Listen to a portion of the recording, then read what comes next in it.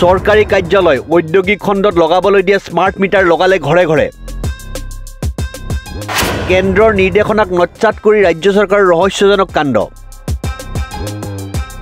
৮০% বিদ্যুৎ খৰচ কৰা চৰকাৰী ব্যৱসায়িক প্ৰতিষ্ঠান ঔদ্যোগিক খণ্ডত স্মাৰ্ট মিটাৰ সংস্থাপন নকৰি ২০% বিদ্যুৎ খৰচ কৰা ঘৰুৱা গ্ৰাহকক চৰকাৰে লক্ষ্য কৰি লোৱাটো ভয়ংকৰ জনবিৰোধী কাণ্ড পূৰ্বৰ সক্ৰিয় ডিজিটেল মিটাৰবোৰ উঠাই নি চৰকাৰে অন্য এক বৃহৎ কোটি কোটি টকাৰ কেলেংকাৰী সংঘটিত কৰিছে শক্তি মন্ত্ৰণালয়ৰ নিৰ্দেশনাৰ ভিত্তিত গুজৰাট উত্তৰ প্ৰদেশ মহাৰাষ্ট্ৰ ৰাজস্থান মধ্য প্ৰদেশ আদি ৰাজ্যই চৰকাৰী ঔদ্যোগিক খণ্ডতে সংস্থাপন কৰিছে প্ৰিপেইড মিটাৰ আদানী জেনাছ লেণ্ডাৰ্ছকে ধৰি ৫ প্ৰতিষ্ঠানক ৭ লাখকৈ ৩৫ লাখ স্মাৰ্ট মিটাৰ যোগানৰ ঠিকা দিছে ৰাজ্য চৰকাৰে সংবাদ মেলত ইলেক্ট্ৰিচিটি কনজিউমাৰ্ছ এছ'চিয়েশ্যনৰ বিস্ফোৰণ চৰকাৰী ব্যৱসায়িক আৰু ঔদ্যোগিক শ্ৰেণীৰ গ্ৰাহকৰ বাবে স্মাৰ্ট মিটাৰ ব্যৱস্থা নকৰি চৰকাৰে অতি অন্যায়ভাৱে ঘৰুৱা শ্ৰেণীৰ গ্ৰাহকক হাৰাশাস্তিৰ লক্ষ্য কৰি লৈছে ভাৰত চৰকাৰৰ শক্তি মন্ত্ৰণালয়ৰ নিৰ্দেশনাক চূড়ান্তভাৱে আংগুষ্ট প্ৰদৰ্শন কৰি অসম চৰকাৰে ৰহস্যজনক পৰিস্থিতিত ঘৰুৱা গ্ৰাহকৰ বাসগৃহতে স্মাৰ্ট মিটাৰ সংস্থাপনত উঠি পৰি লাগিছে গুৱাহাটী প্ৰেছ ক্লাবত শনিবাৰে এখন সংবাদমেল সম্বোধন কৰি ৰাজ্য চৰকাৰ আৰু এপিডিচিএলৰ বিৰুদ্ধে সৰব হৈ পৰে all Assam electricity consumers association সংগঠনটোৱে তথ্য দাঙি ধৰি কয় যে ভাৰত চৰকাৰৰ শক্তি মন্ত্ৰণালয়ৰ ২০২১ চনৰ ১৭ আগষ্টৰ নটিফিকেশ্যন নম্বৰ ২৩/৩৫/২০১৯ RNR অনুসৰি ব্লক পৰ্যায়ৰ পৰা সচিব পৰ্যায়লৈ সকলো চৰকাৰী বিজুলী সংযোগতে ২০২৩ চনৰ ডিচেম্বৰৰ ভিতৰত স্মাৰ্ট মিটাৰ বাধ্যতামূলকভাৱে সংস্থাপন কৰিব লাগিছিল কিন্তু আজিলৈকে সেয়া হৈ নুঠিল তাৰ বিপৰীতে অসমত ২৫ লাখৰো অধিক ঘৰুৱা গ্ৰাহকৰ বাসগৃহত সংস্থাপন কৰা হৈছে স্মাৰ্ট মিটাৰ যিটো স্বাভাৱিকতে ভয়ংকৰ বুলি উল্লেখ কৰে ইলেক্ট্ৰিচিটি কনজিউমাৰ্ছ এছ'চিয়েশ্যনে সংবাদমেল সম্বোধন কৰি সংগঠনটোৰ উপদেষ্টা বিমল দাসে তথ্য দাঙি ধৰে যে অসমৰ অন্য ৰাজ্যই ভাৰত চৰকাৰৰ শক্তি মন্ত্ৰণালয়ৰ নিৰ্দেশনা অনুসৰি কাম কৰিছে কিয়নো সমগ্ৰ ভাৰততে ২২,৫০,৮২৫টা স্মাৰ্ট মিটাৰ সংস্থাপনৰ লক্ষ্য নিৰ্ধাৰণ কৰা হৈছিল তাৰ বিপৰীতে এতিয়ালৈকে মাত্ৰ ১,২৯,৮৩,৫৭৫টা স্মাৰ্ট মিটাৰ সংস্থাপন কৰা হৈছে দেশত এই পৰিমাণ মাত্ৰ ৫.৮৩%হে তাৰ বিপৰীতে অসমত ৬৯ লাখ স্মাৰ্ট মিটাৰ সংস্থাপনৰ লক্ষ্য নিৰ্ধাৰণ কৰা হৈছিল অসমত এতিয়ালৈকে সংস্থাপন হৈছে ২৫ লাখ স্মাৰ্ট মিটাৰ এই পৰিমাণ ৩৪%। কৰ্পোৰেটৰ লাভৰ বাবে ৰহস্যজনক পৰিস্থিতিত অসম চৰকাৰে ৰাজ্যবাসীক ঘৰে ঘৰে প্ৰিপেইড মিটাৰ সংস্থাপন কৰি দেশৰ ভিতৰতে অভিলেখ ৰচিব বিচাৰিছে বুলি সংগঠনটোৱে কটাক্ষ কৰে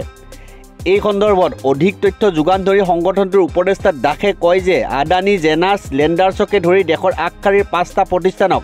৭ লাখকৈ ৩৫ লাখ স্মাৰ্ট মিটাৰ যোগানৰ ঠিকা প্ৰদান কৰিছে অসম চৰকাৰে সংগঠনটোৰ মতে বৰ্তমানৰ ডিজিটেল মিটাৰসমূহ ১০০% সক্ষম হৈ থকা সত্ত্বেও ডিজিটেল মিটাৰসমূহক পৰিত্যক্ত কৰি ৰাজকোষৰ লাখ লাখ কোটি টকা খৰচ কৰি স্মাৰ্ট মিটাৰ সংস্থাপন কৰা কাৰ্য সংঘটিত হৈছে একমাত্ৰ বৃহৎ কৰ্পোৰেট গোষ্ঠীক সন্তুষ্ট ৰখাৰ স্বাৰ্থত এই ক্ষেত্ৰত এক বৃহৎ কেলেংকাৰীৰ গুণ পাইছে সংগঠনটোৱে লক্ষণীয়ভাৱে প্ৰিপেইড মিটাৰ স্মাৰ্ট মিটাৰ স্থাপন প্ৰক্ৰিয়াৰ যোগেদি চৰকাৰী বিদ্যুৎ বিতৰণ ব্যৱস্থাক অতি দ্ৰুত বেচৰকাৰী কোম্পানীৰ হাতত গতাই দিয়াৰ এক চক্ৰান্ত কৰা হৈছে প্ৰিপেইড স্মাৰ্ট মিটাৰ ব্যৱস্থাৰ যোগেদি চৰকাৰে গ্ৰাহকসকলৰ পৰা বিদ্যুৎ সেৱা লাভ কৰাৰ পূৰ্বে মাচুল আদায় কৰি আছে অৰ্থাৎ গ্ৰাহকসকলে সেৱা লাভ কৰাৰ আগতীয়াকৈ ধন দিছে অথচ দিনটোত ঘণ্টাৰ পিছত ঘণ্টা চৰকাৰে বিদ্যুৎ যোগান ধৰা নাই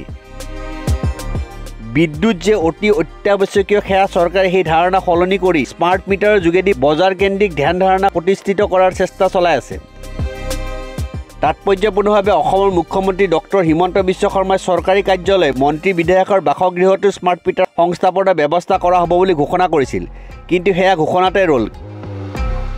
কেন্দ্ৰীয় শক্তি মন্ত্ৰণালয়ৰ নিৰ্দেশনা মানি চলাৰ প্ৰয়োজনবোধ নকৰিলে অসম চৰকাৰে তাৰ বিপৰীতে বিগত ২টা বছৰত অসমত ঘৰে ঘৰে সংস্থাপন কৰিলে প্ৰিপেইড মিটাৰ এয়া চূড়ান্তভাৱে অন্যায় আৰু গ্ৰাহকৰ স্বাৰ্থবিৰোধী কাৰ্য বুলি সংগঠনটোৱে দাবী কৰে ঘৰুৱা গ্ৰাহকৰ বাসগৃহত স্মাৰ্ট মিটাৰ সংস্থাপনৰ আঁৰত বৃহৎ কেলেংকাৰী নিহিত হৈ থকাৰ সন্দেহ ব্যক্ত কৰে সংগঠনটোৱে ইলেক্ট্ৰিচিটি কনজিউমাৰ্ছ এছ'চিয়েশ্যনৰ মতে ঘৰুৱা গ্ৰাহকক স্মাৰ্ট মিটাৰ যোগান ধৰি কৰ্পৰেট গোষ্ঠীক যিদৰে চৰকাৰে লাভৱান কৰিছে সেইদৰে ঔদ্যোগিক ক্ষেত্ৰত প্ৰিপেইড মিটাৰ সংস্থাপন নকৰি উদ্যোগসমূহক লাভান্বিত কৰিছে। সংগঠনটোৱে তথ্য দাঙি ধৰি কয় যে ৰাজ্যৰ বিভিন্ন উদ্যোগে জুলাই আগষ্ট মাহত অতি কৌশলেৰে বিদ্যুৎ চুৰ কৰে। তেওঁলোকৰ মিটাৰসমূহ বেয়া বুলি APDCLক জনায়। সেই অনুসৰি APDCLে মিটাৰবিহীনভাৱে বিদ্যুৎ খৰচ কৰিবলৈ তেওঁলোকক অনুমতি দিয়ে। যিহেতু জুলাই আগষ্ট মাহ দুটা চাহ উদ্যোগকে ধৰি বিভিন্ন উদ্যোগৰ পিক টাইম,